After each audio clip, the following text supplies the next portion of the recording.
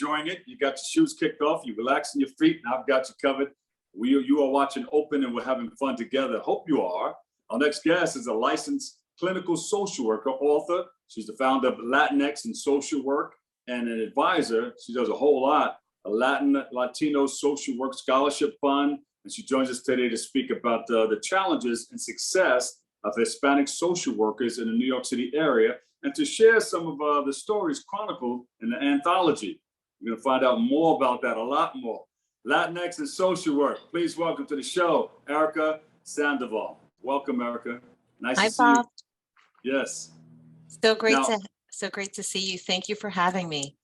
Yeah, well, you're always welcome to hang out on the show and let us know about all the wonderful work that you're doing in our community.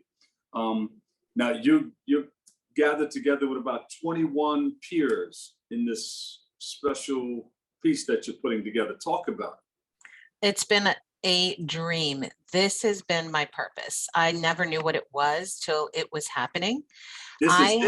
This is it. I have been connected with social workers in my family. And during the pandemic, everyone was so isolated, but we were still doing so much work and we were being burnt out.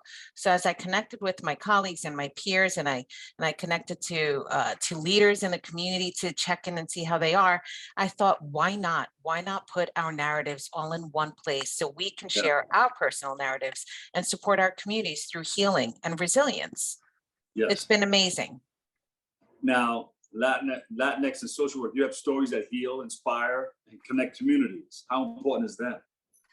Well, within my own experiences in industry with racism, bias, and discrimination, which I know are experienced by every Latina, Latino, Latinx social worker, it inspired me to found Sandoval Collab, which is my first project. And this project founded the book. And the book is a DEI, diversity, equity, and inclusion book, really. It serves as a tool for social work schools so future social workers can feel validated and can really understand the experiences that they may be experiencing, even walking into an educational system. And I want to share that a lot of us may not be exactly alike. We're not monolithic, but we do share one thing in common, that we have been harmed, that we have continued to heal. And while healing, we are continuing to heal our communities. Why not bring more social workers in the communities to serve the community within all different spaces? And this is the way we're doing it. We travel around throughout the tri-state area trying to find out what students want to get involved in. And a lot of them talk about social work. Upon getting involved in social work, what will they be learning? They're going to learn about all the different aspects that you can get involved within social work.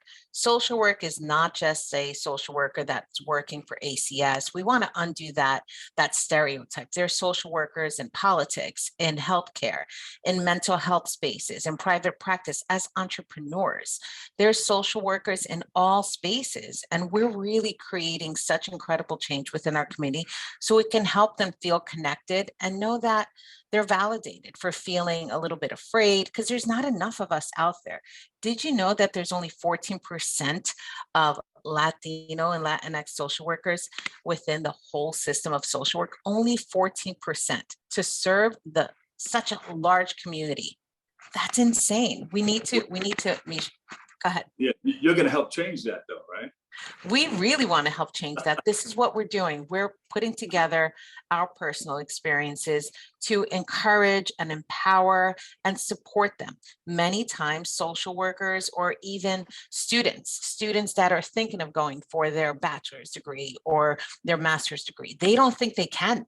They don't think they can because they never have been taught that they could. In all different spaces, even within the educational system, they have been harmed. Maybe a guidance counselor said, oh, I don't think you're going to get into that school, so don't apply. And some of the authors share their personal narratives of those experiences, the harm, those microaggressions, and those oppressive practices that just live within systems. They're shared throughout the book. So it helps validate and it helps them feel connected to a larger collective and a community. Who are some of the authors that are involved in this project? I have some incredible authors. I'm going to shout out my Bronx authors. Shout them out. Gotta shout them out. We have Dr. Yeah. Cindy Bautista, we have Karen Ciego, we have Madeleine Maldonado, Eureka Hernandez. We have some incredible people from the Bronx that are really doing great things, and we need to really recognize their work. And also, we have incredible social workers that are known as madrinas, like the godmothers of social workers, that are supporting and passing the baton to us so we can continue to push forward. And it's like Dr. Linda LaSalle Bryant, Dr. Rosa Gill, Maria Lizardo, who are leading organizations and education within the space of social work. They are amazing.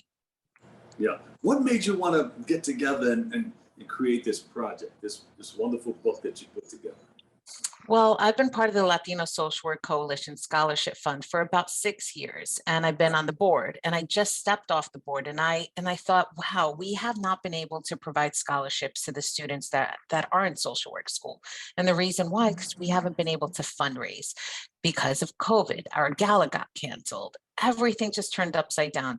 So I came up with the idea of, why don't we gather? Why don't we come together to put this book together, and then we can give partial proceeds towards scholarships. And we can also encourage students that have graduated from college that need to take their licensing exam to go for it and to not be limited by their financial distress. And so I love being a philanthropist. Has been a dream. So now I get to give back now that I'm off the board, and I get to raise funds and continue to support our students.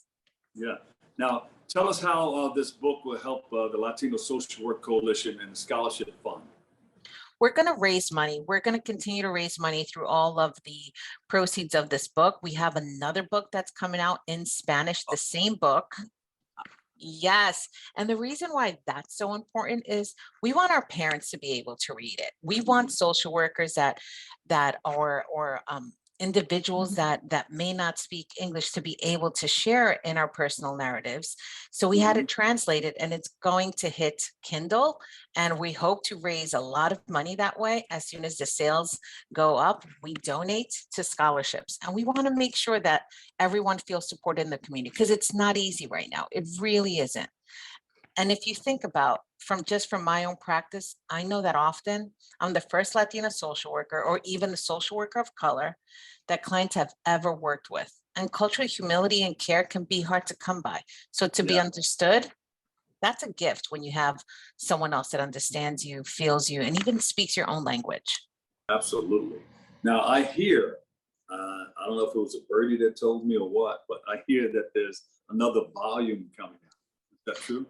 There is. This has been such a well-received book. It's entering into the schools of social work, and we've had incredible people reach out that they want to contribute their own personal narrative. So the second volume is coming out in October 2023 during Hispanic Heritage Month. Yes, we're so excited. Beautiful, beautiful. Now you have to give there were some people who helped put it together, right? Is there a publisher or? Oh, I want to give shout outs to my publisher, Fig Factor Publishing. Big Factor. Yes, Jacqueline Ruiz Camacho has been an angel.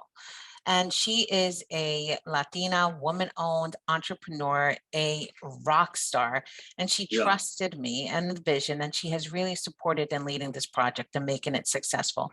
I am so grateful to her. Beautiful, beautiful. Anybody else that you missed that you want to give a shout out to? Absolutely. I want to shout out all of the authors. Luisa Lopez, who is now the president of Latino Social Work Coalition and is really pushing along the needle to making sure that all the students get their scholarships and connecting. We have so many authors to this book. I want to shout out the rest of the madrinas.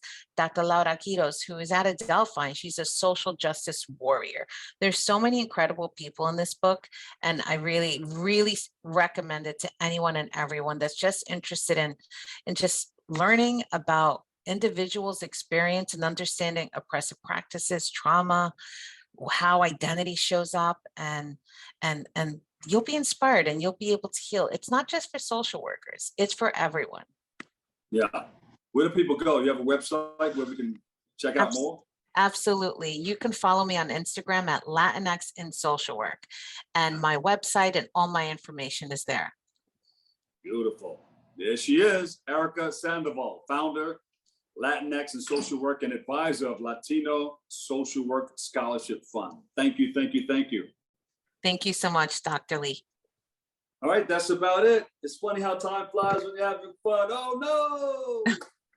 But we appreciate you and thank you so much. We want to thank all of our viewers for viewing in, for tuning in and checking it all out. And that about does it. I'll catch you another day, another way, and I'll see you over 107.5 WVLS. Always remember this: what you are is God's gift to you, and what you make of yourself is your gift to God. So choose your choice. Let your choice control the chooser. Of the Dr. Bob Lee. Catch you another day, another way. Love you all.